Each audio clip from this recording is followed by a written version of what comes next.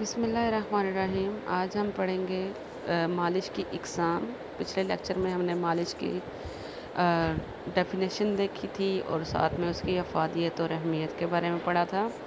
मालिश करने के मुख्तलिफ़ इक़साम या तरीक़े हैं जो कि मंदरजा ज़ैल हैं। सबसे पहले है सहलाना, गूंदना, रगड़ना, थरथराहट पैदा करना और उंगली या हाथों से मारना। ये स्वीडिश मसाज के तरीके हैं। ठीक है, सबसे पहले है जी एफ्लोरिज यानी सहलाना। ये सहलाने का एक ऐसा बारब्त अंदाज़ है जिसके तहत ऊपर की जानब यानी दिल की सिमत में रवानी के लिए दबाव डाला जाता है, जबकि नीचे की जानब दबाव नहीं डाला जाता। इसका तरीक़ाकार क्या है? मालिश के इस तरीक़ाकार में एक या बैक वक्त दोनों हाथों को बारी बारी इस्तेमाल में लाया जा सकता है। मालिश उज़्व के दोनों जानिब हो, दिल की सिमत ज़्यादा और बराबर दबाव के साथ हाथों को ऊपर ले जाया जाए और हाथों को बग़ैर दबाव के वापस लाया जाए, मगर हाथों का तल्लुक़ आपके बॉडी के साथ मुसलसल बरकरार रहना चाहिए। अब देखें, ये इसमें क्या है, वो कहता है ऊपर की जानब आपने दबाव डालना है। यहाँ पे मैं आपको दिखाती हूँ, ये है स्वीडिश मसाज टेक्निक।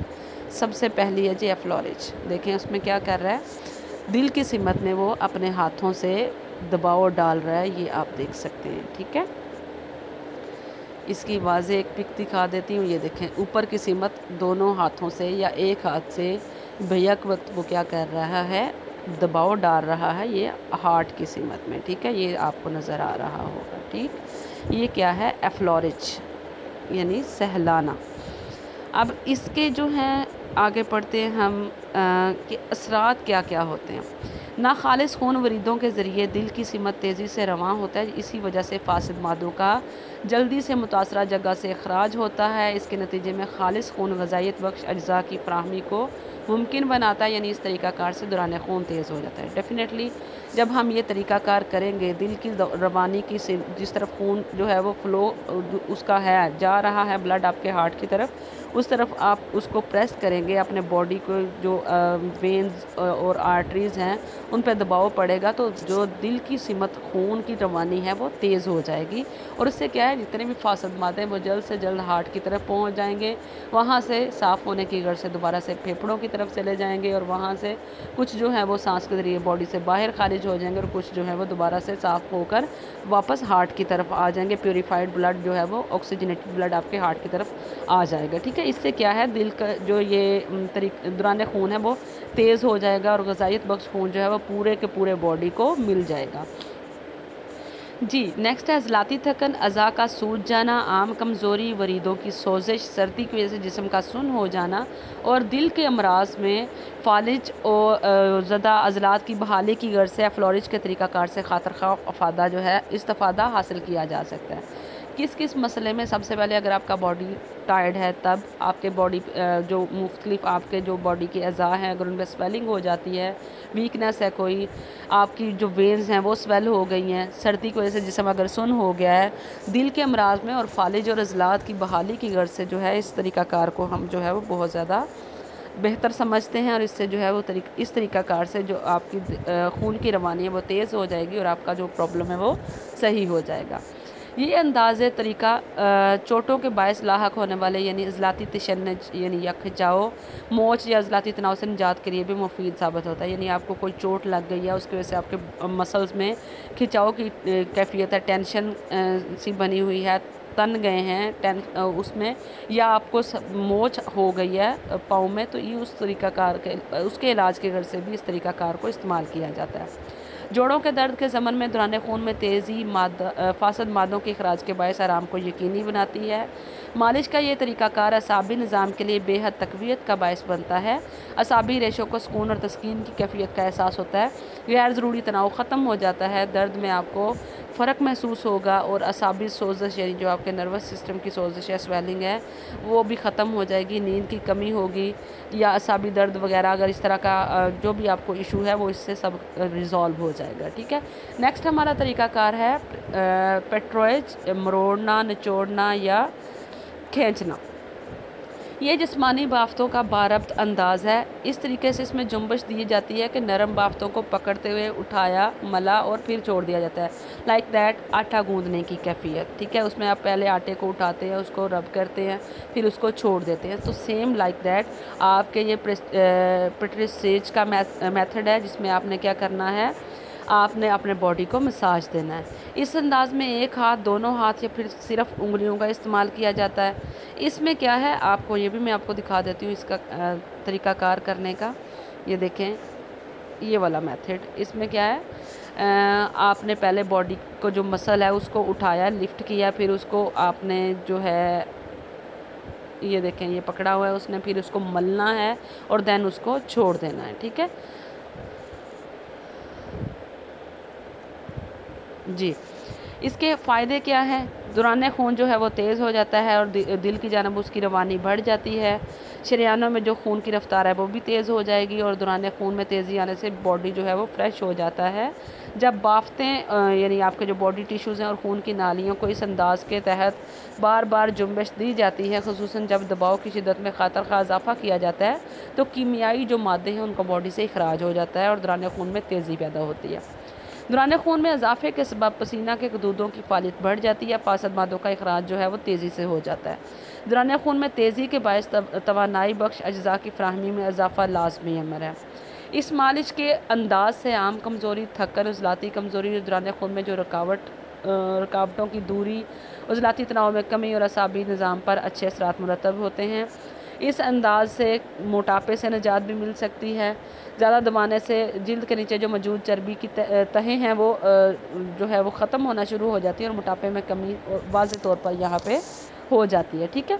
नेक्स्ट है हमारा मेथड फ्रिक्शन। जिस्मानी बाफ्तों को मरबूत अंदाज में उफ़की या गुलाई में रगड़ने के अमल को फ्रिक्शन कहते हैं, जिसमें जिल्द में जो है मुहर्रक किरदार अदा करती है। इस अंदाज में आप एक अंगूठे या एक या दो उंगलियों के जोड़ों से फ्रिक्शन के तरीके को इख्तियार करते हैं और मालिश की जाती है। मुतासरा जगह पर दबाव के साथ छोटे छोटे दायरों की शक्ल में हरकत दी जाती है। ये जो है टेक्निक ऐसी जगहों पर इस्तेमाल होती है जहां अज़लात की तहें हों। इसे उफ़की तौर पर उंगलियों के जोड़ों के इस्तेमाल जो है उनको टिप्स को इस्तेमाल में लाया जाता है। इस अमल के दौरान आपका तसलसल नहीं टूटना चाहिए। ये मैं आपको दिखाती हूँ फ्रिक्शन का मेथड, ठीक है। ये देखें, वो उंगलियों की पोरों के साथ जो है यहाँ पे ये सारा जो है वो फ्रिक्शन कर रहा है, रगड़ का अमल है। ये उफ़की या गोलाई से तरीके से वो इसको यूज़ कर रहा है। ये ठीक है। इसके बाद हम चलेंगे वापस इसके फ़ायदों की तरफ। इसका सबसे जो बड़ा फ़ायदा है उससे क्या है, जोड़ों के गिर्द जो स्वेलिंग है वो कम हो जाती है और ऐसे जोड़ जिन पर चोट लगी हो या आपके जो टिश्यूज़ खिंच गए हों उनकी अकड़न जो है वो कम हो जाती है। जोड़ों के दर्द, मोच या जोड़ उतर जाने की सूरत में ये मुफीद नताइज इससे हासिल कर सकते हैं हम। इस अंदाज़े मालिश में बालों की अच्छी अफजाइश और दौरान खून में तेज़ी की वजह से सर के दर्द में कमी वाक़ई हो जाती है। रीढ़ की हड्डी पर इस अंदाज़े मालिश के नतीजे में असाबी रेशों को अज़हद तक़वियत मिलती है। बड़ी आंत के ख़ितामी मकाम पर इस अंदाज़े मालिश से आपकी जो दायमी कब्ज़ है वो ख़त्म हो जाती है। नोट, असाबी सोजिश और जो असाबी टेंशन वाला जो काम है उसमें ये फ्रिक्शन का अमल बेचैनी में इजाफे का सबब बनता है। यानी आपके मसल्स में नर्वस सिस्टम का कोई इशू है, आपकी जो असाबी नर्व्स हैं वो खिंची हुई हैं, तो उसमें इस तरह की आप अगर मूवमेंट करेंगे या फ्रिक्शन करेंगे तो उसमें आपको मज़ीद तकलीफ़ बनेगी और बेचैनी का आपका जो है इजाफा हो जाएगा। तो उसके लिए आपने जो तरीक़ाकार है वो आपने वो सहलाने वाला या गूंदने वाला जो मेथड है उसको यूज़ करना है, ठीक है। नेक्स्ट है जी वाइब्रेशन या थरथराहट पैदा करना, ठीक है। इसमें क्या होता है, आपने हाथ या उंगलियों के ज़रिए किसी उसमें हरकत या थरथराहट पैदा करनी है। आप इसमें तरीक़ाकार देखें जी, हाथ को खुली हालत में रखते हुए कलाई के जोड़ से हाथ को इस तरह हरकत दी जाती है कि उसकी वजह से तमाम जो टिश्यूज़ हैं उनमें थरथराहट की कैफियत पैदा हो जाती है। इस तरीक़ाकार में मसाजर के ज़रिए भी इंसानी जिस्म में थरथराहट पैदा की जाती है, यानी उसको वाइब्रेट करवाना है, ठीक है। ये मैं आपको दिखा देती हूँ। ये देखें,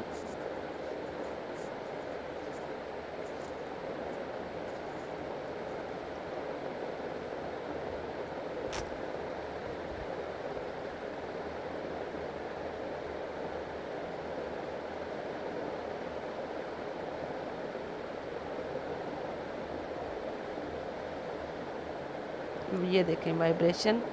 इसमें क्या है, उसने पूरा हाथ को रखा हुआ है, ठीक है, और उसके साथ वो पूरे बॉडी में वहाँ पे जो है थरथराहट पैदा कर रहा है। इसके लिए आजकल जो बॉडी मसाजर भी आए हुए हैं, ठीक है, उसको आप यूज़ कर सकते हैं। आपने वाइब्रेशन आपके उस जगह पे जो है वो क्रिएट करनी है, तो ये वाइब्रेशन वाला मेथड होगा। इसमें क्या होता है, इस अंदाज़े मालिश में ना सिर्फ आपके असाब को सुकून मिलता है बल्कि जोड़ों से स्वेलिंग भी ख़त्म हो जाती है। इस अंदाज़े मालिश में मैदा और फेफड़ों की फ़ालियत में तेज़ी पैदा हो जाती है और कमर के दर्द में अफाका होता है। बच्चों के पोलियो ज़दा अज़ा पर इस अंदाज़े मालिश से बेहतर नताइज हासिल होते हैं। निज़ाम इंहज़ाम में ख़ास तौर पर छोटी आंत और बड़ी आंत की फ़ालियत में इजाफ़ा हो जाता है। इस अंदाज़े मालिश में चोट ज़्यादा मुतासरा जगह पर दर्द की शिद्दत में इजाफ़ा होता है और उभरी हुई हड्डियों वाली जगह पर इस तरीके मालिश से इज्तनाब करना चाहिए। जी, नेक्स्ट है हमारा टैपोटमेंट का तरीका। ये टैपोटमेंट जो है वो अब मैं आपको दिखा देती हूँ, लेकिन ये हमारा नेक्स्ट लेक्चर होगा, मैं उसमें आपको डिफ़ाइन करूँगी। टैपोटमेंट में देखें, उंगलियों के हाथों की जो बाहर वाली साइड है, हथेली है, उसके ज़रिए से आपके बॉडी पे इसका ट्रीटमेंट होता है। उसके ज़रिए बॉडी पे ज़रबें लगाई जाती है या चोटें लगाई जाती हैं। इसके आगे मुख्तलिफ 5 इक़साम है, तो इसके लिए मैं अलहदा से लेक्चर आपको अपलोड करूँगी, तो वो आप उसमें चेक कर लीजिएगा।